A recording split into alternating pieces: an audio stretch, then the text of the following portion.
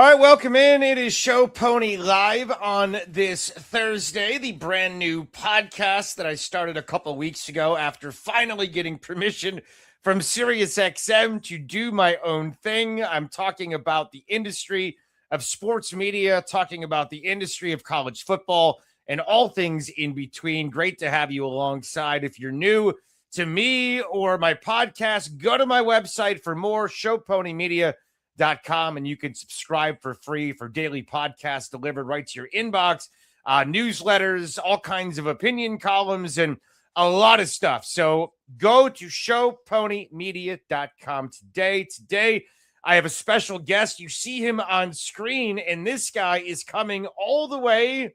Now, you wouldn't know it because look around him. He's got football jerseys on the wall. I mean, it looks like an American man cave. It is not. It is a Scottish man cave. It is a Glasgow man cave. George Somerville is our guest from the College Chaps podcast and the Touchdown. And you can tell me all about the things that you do. But George, you live in Scotland and you love college football. How are you, sir? I am very well, Chris. Thank you. It's always great to catch up with you. We've got up a few times over the years, but it's always awesome to sit and have a chat about college football with you. It is the best. And I thought today would be a great day to have you on because you are a guy who has been at the forefront of the international expansion of college football and American football. And you're going to know some things that maybe people in the United States just don't understand yet of what's going on from a growth perspective overseas. So I thought it would be really cool to have you on. And the reason I thought of it, not that you're the foremost expert on Canada, but today we saw that the Demon Deacons of Wake Forest and Syracuse are going to open up next year in 2027 in Toronto. Now, George, you're going to be covering a game, and you've been like a staple at the week 0 games and week 1 games because we've been doing games in Ireland. But now we have a game coming to Wembley Stadium, Kansas and Arizona State. Now, before I get into all of that, I want you to tell us what you do because you run a college football business out of Glasgow, Scotland. Yeah, I mean, as remarkable as it sounds, right? And, we've been doing this. Well, I've been writing about college football for over 10 years now. Started off with the NFL as I guess that's just an atypical way of getting into the game. The NFL's been in the UK for, nearly 30 years, right? So it's a well-established sport in this country and across Europe. But once you start to get into college football, you realise it's a different beast. And when you get bitten by that bug, it's difficult to get cured from it, to be honest. So, we started writing for the Touchdown. I wrote for a couple of websites before that, but really when you get into Touchdown, which was around about 2019, and by that time we were starting to establish a pretty decent stable of college football writers. And for anyone who's wondering what Touchdown is, it's a great website based in the UK. It's all UK writers. But it's really a kind of nursery for writers. People who want to write about the game get the opportunity to write. They get published. The Touchdown last year had like 1.5 million views on its webpage, right? I mean, it's not Nice. an insubstantial publication at all. And then that gets us, and through myself and some others, we started to get out into the proper territory, like into America. We're accredited at all the games we go to, and then that just brings back some real life experience for the people back here who can't get to a game, right? Which brings us full circle to the games that we're now starting to see appear in Europe. Ireland has been a staple for probably 10 years now. I regularly get the opening season game, which is the College Football Classic. But now we've got a game in Wembley in London, which I, to be honest, always wish we would get, but it felt like a forlorn hope, and it's just amazing that we're getting it now. It's happening, and it's really exciting. I've always wanted to see something happen at Wembley too. And it's cool because a coach that you've gotten to know a little bit, I think because of me, Lance Leipold is the guy that's going over there and taking a team to Wembley. And I wonder, how much of it has to do with, well, you talked to the guy. How much has he told you about the desire to expand in London? I know when I had you on my show, he immediately wanted to talk to you. He wanted to have a conversation. So how is that gone with Lance? Yeah, he reached out straight away, as you say, and he was just bursting to get across to the UK. Now, to be fair, Coach Leipold has a bit of experience because, back in the day, he took, and I can't remember which school it was, but he took one of the schools to Tokyo. And he said that was just a remarkable life experience for him, but also the student athletes, because, as well as I do, Chris, that there aren't that many student athletes who have a passport and haven't travelled overseas.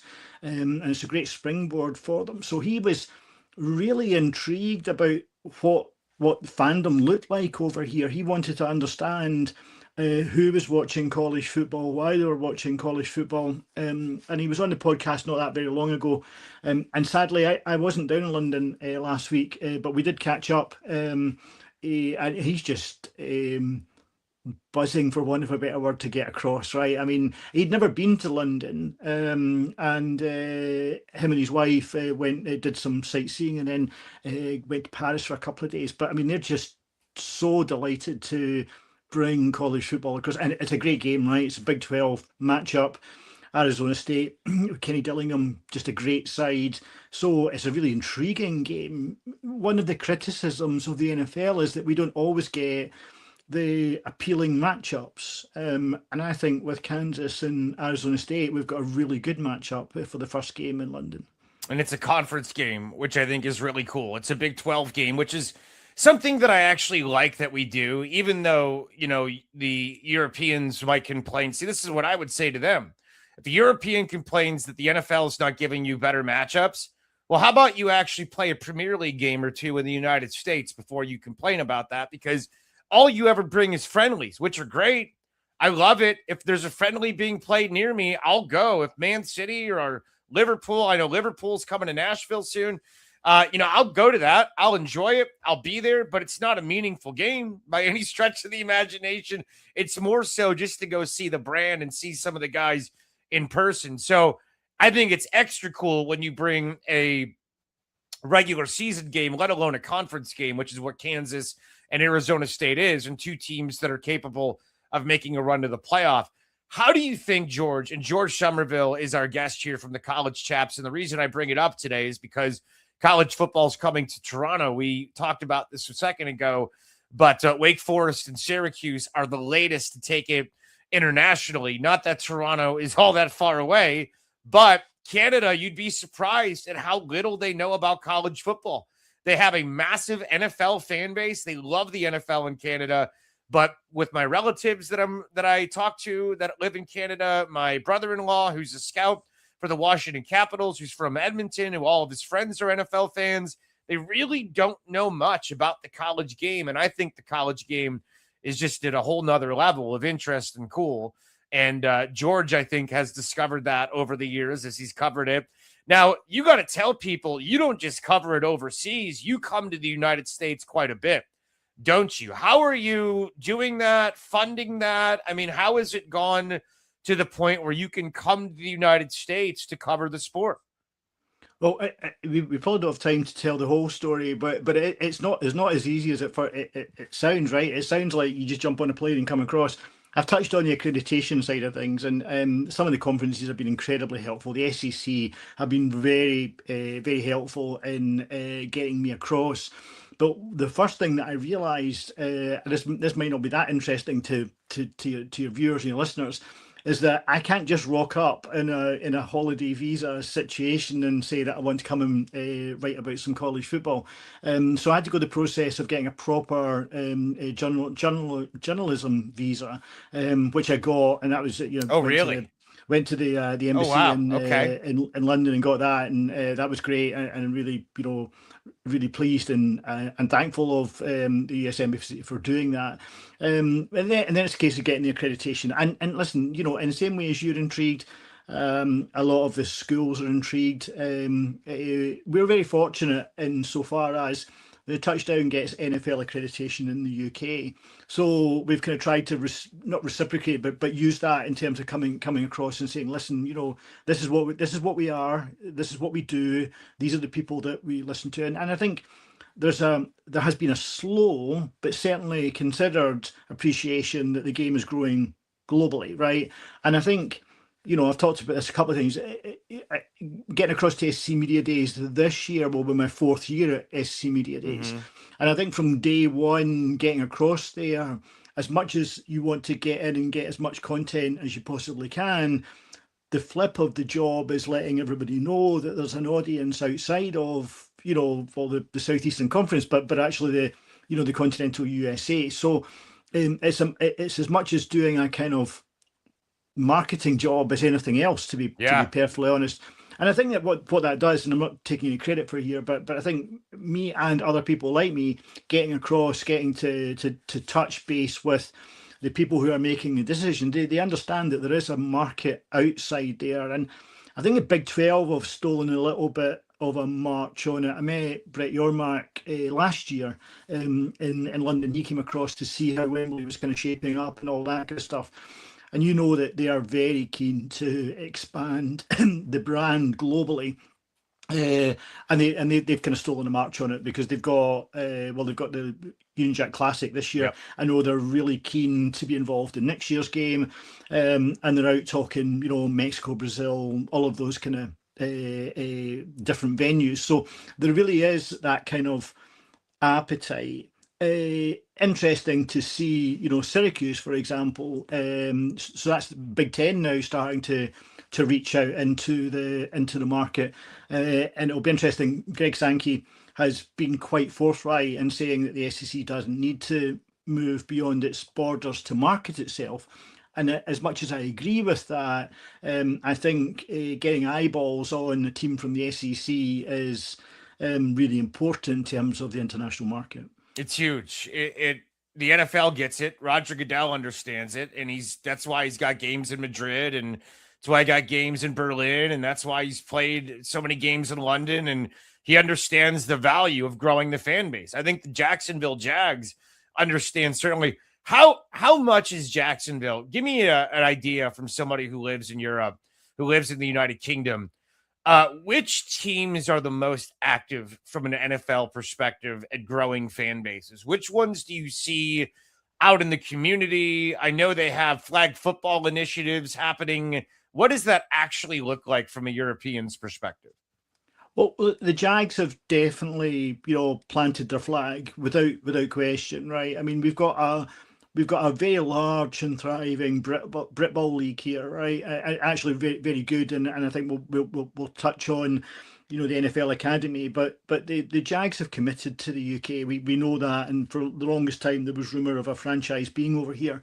Excuse me. So you can see them out in the community a lot. To be fair, each team that comes across will play that community part.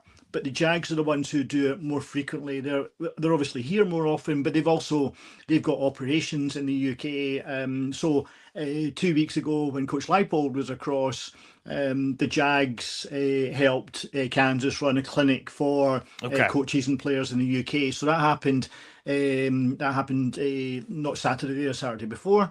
But the flag football stuff, they're running coaching camps. They're putting money into the game over here. And you touch on the international games. We'll have 9 international games this year, Chris. Now that's 50% of 9 NFL international games.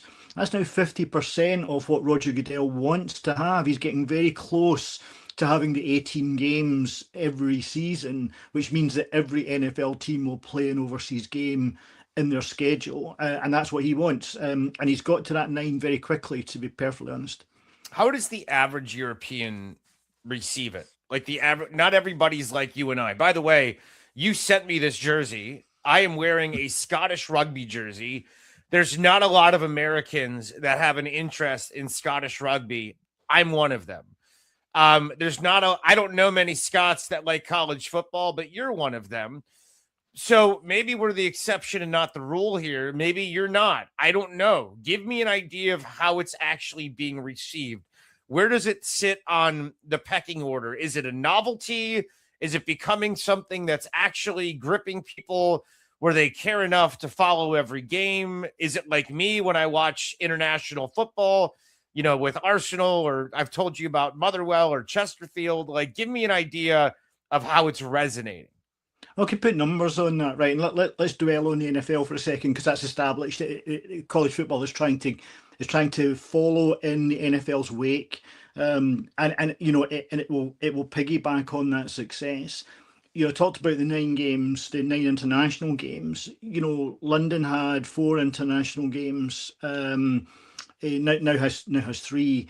Those games sell out in an instant. Now, this year is going to be a real test, because for the last 10 years or so, there's been season tickets for the games. The NFL is so confident about selling out the game that they have revoked the season tickets and thrown them all out to the general public. That's a lot of confidence. And I think that's born on the back of the demand for the other games. So, we saw Spain, Madrid got a game last year, got a game against this year. Ireland had a game last year, not getting a game this year, but will certainly be in the rotation. And I think there will be an element of rotation. But Germany is the interesting one. If you've ever been to Germany, you know that there's a ton of NFL fans in Germany. And when the first NFL game, I think in Munich, went on sale, so that would have been 4 years ago, there were 2 million people in the virtual queue to buy tickets. So what you've got is an extreme demand for the game. Now, you asked the question, where does it sit? It's way beyond the novelty, but it's still pushing up against soccer, right? Because soccer continues to be the dominant sport. But, in terms of rugby and stuff like that, the NFL probably is now starting to overshadow a lot of that stuff. So it's got a real stronghold. And as I say, the NFL's been at this game for 30 years over here. They know what works. They know what doesn't work. And they're always tweaking. They're always trying. Each year there's something different. So this year, games haven't been announced yet, but I think we're going to have 2 back-to-back Jags games again. One will be a road game, one will be a home game. So, they're always tweaking it. So what you get now is college football coming across. But interesting, the logistics of college football are different insofar. So chatting to the chief operating officer of the Union Jack Classic, and he was saying, NFL will bring across, 52 or 53 players plus coaching staff. College are going to bring across 100 players with coaching staff. So trying to get all of those players through customs and immigration A lot. Without spending 3 or 4 hours is just a different level. So they've used the experience of the Jacksonville Jags, but they're having to tweak it because the scale and logistics of it are a little different. It's really interesting. I'm so glad we're having this conversation, because I think it's awesome to have somebody whose boots are on the ground there, that's seeing what's happening and the efforts that are being done by the American football community. Before we talk about the NFL Academy, George, I do want to tell everybody that the show today is brought to you by Igniter Tickets, ignitertickets.com. Go to their website. This company's awesome. Whether it's a stadium event or you're having a concert at a bar or a local theater, local venue, Igniter delivers affordable, powerful ticketing solutions for every event. Could be high school baseball, high school football, college, whatever. Scan the QR code now to see how they can help you unlock smarter ticketing, stronger branding, and standout experiences. Igniter, the software behind your sellout. So make sure you go and check out ignitertickets.com. All right. So the NFL Academy, we just saw a player drafted from the NFL Academy who played for Mississippi State. It's gotten a lot of conversation. I still think there's a chunk of Americans that are very confused. They don't really get what the hell's going on. So in your words, what is the NFL Academy to a European football fan? What does it represent? What is it? So the NFL Academy was set up in 2019. It was based in London. It's now based out of Loughborough. Loughborough University's got incredible sports science program. So they've moved across there. But essentially, it was set up to try and develop the talent which was in the UK and Ireland and Europe to get to the point where these players could have a shot at playing in the NFL. So, it was really a stepping stone, because up until that point, it was really difficult. There are a couple of agencies that operate to try and scout for talent over here and see what we've got, and then try and take them across. And I guess the NFL was trying to not NFL Academy, not legitimize it, but certainly give it more of a structure. So now you've got yearly intakes of players who most play the game. As I say, there's a huge Britball league here, but across Europe, the Europeans have been playing American football, I think, a lot more seriously than we have in the UK. So you've got a real strong talent. NFL Academy also stretches down into Africa. So what you've got then is you've got players who are have been playing the game, and then players who are really good athletes. And you see that in the States. A basketball player then turns heel and goes to play football, or vice versa. So it's really interesting. So you have the kind of yearly intakes, but I think it was 2 or 3 years ago I got invited to go to Tottenham Hotspur Stadium, because they had the first NFL International Combine. So there is an actual combine.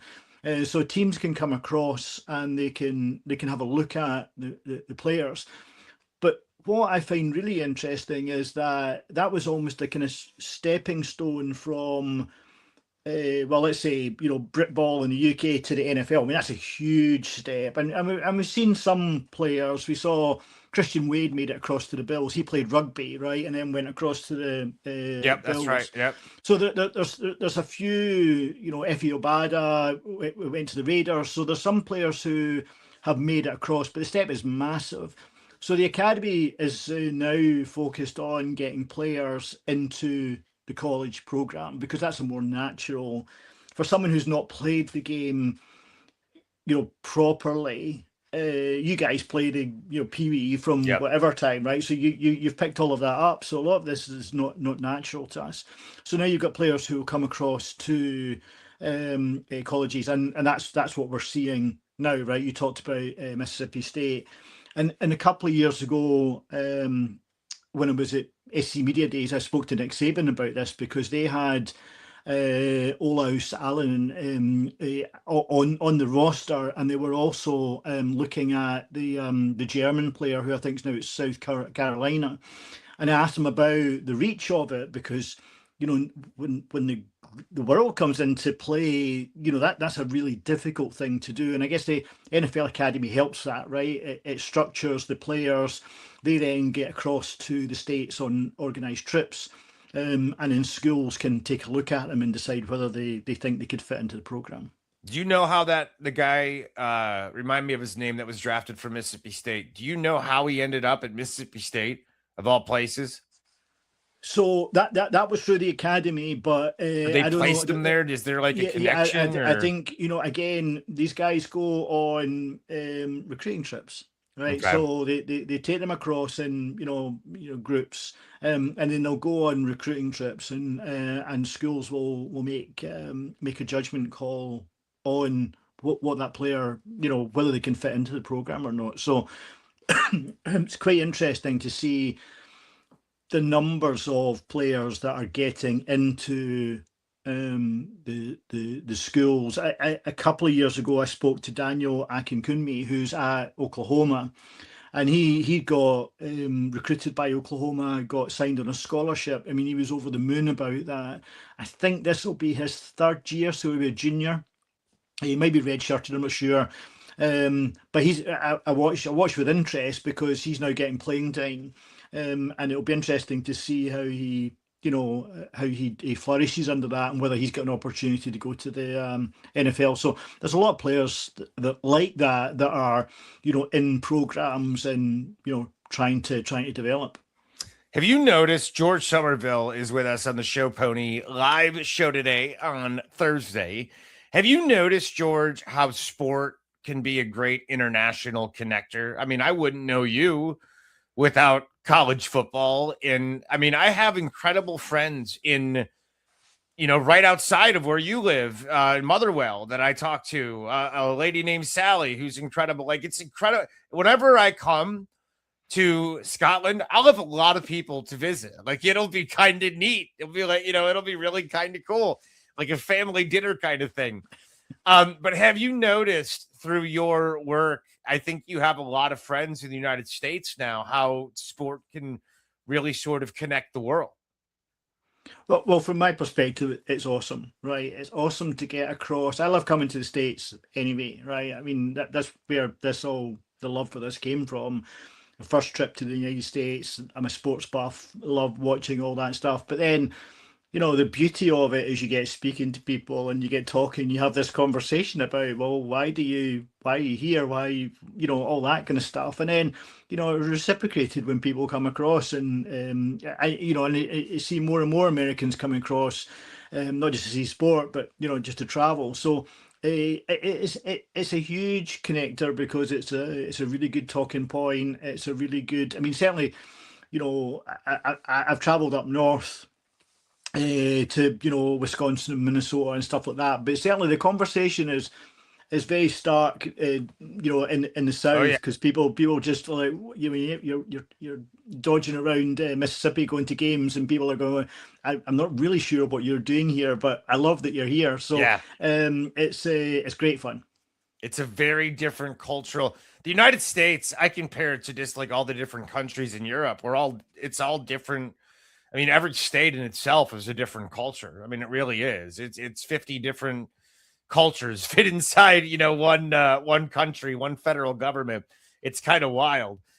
George Somerville, our guest here from the College Chaps. I don't want to keep you any longer than a half hour, but with the Union Jack game coming, what are you guys doing? I know you have a good relationship with Lance and the Big 12. What a special events and broadcasts and all that will you be doing for that? Well, it's an awesome experience, right? Because we've been across to Ireland, and that's a great. I was going to say a great day out, but that's a fantastic day Were out you because there when McAfee was trashed at the bar a couple of years ago? yeah, I wasn't in the bar. I couldn't get into the bar for love nor money, to be honest. One of my friends was, but yeah, I was, and I was on the set of Game Day when he was Nice. quite clearly hungover, Yeah. which was just an amazing experience, right? Because I've been to Game Day before. I love Game Day, but to see it in Ireland was just Yeah. something else. I mean, I literally standing, 10 feet away from McAfee and Nick Saban. It was just Yeah. quite the experience. So what we're going to be doing is we're going to try and do a couple of episodes. One from before the game. So we've talked to the Union Jack guys about what we can do. So we're going to try to do something in the kind of the general environment to catch the fan reaction and see what people want to do. And then if we're fortunate, we're going to try and do something else in the run up to the game while we're in London. So really good opportunity. I mean, and the thing is, we're doing bits and pieces as we go through. So some of the players, in fact, a lot of the players will be making themselves available. So we had a chat with some Arizona State players last week, which is great because now you can sense their excitement. They're Sure. now feeling it. And when the game was announced last year, and I totally understand this, nobody wants to speak about it because it's you're still got a season to play. You're trying to, but now the excitement is starting to build a little bit because these guys coming across to London to see everything, and it'll be interesting to see how they mix that because Sure. Coach Leipold is really keen that the student athletes get to experience it all, Mhm. and the NFL takes a very take a very different approach. Some teams it's all business and they never leave their hotel, and other teams will be on an open top double decker bus going round London, right? Mhm. So it's always interesting to see, and I think it's a mindset to be perfectly honest. So Sure. it'll be great to see how the teams interact when they're here, but.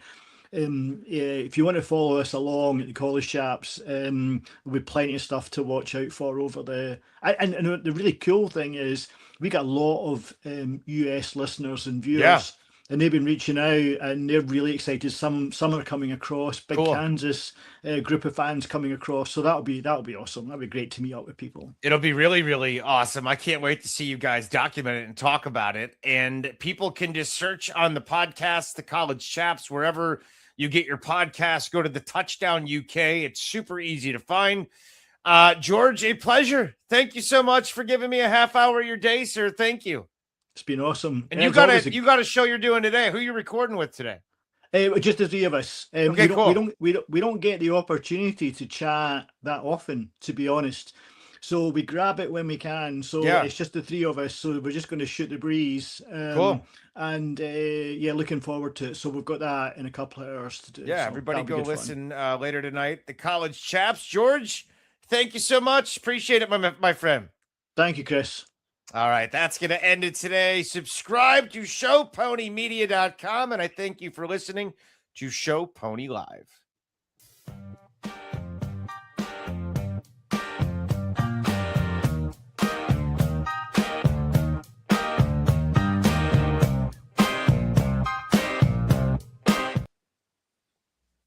Thank you, George. Appreciate it, that. bud. Thank you. Thank you. Wonderful. Cheers. Thank you. Yes, Bye. cheers. Bye.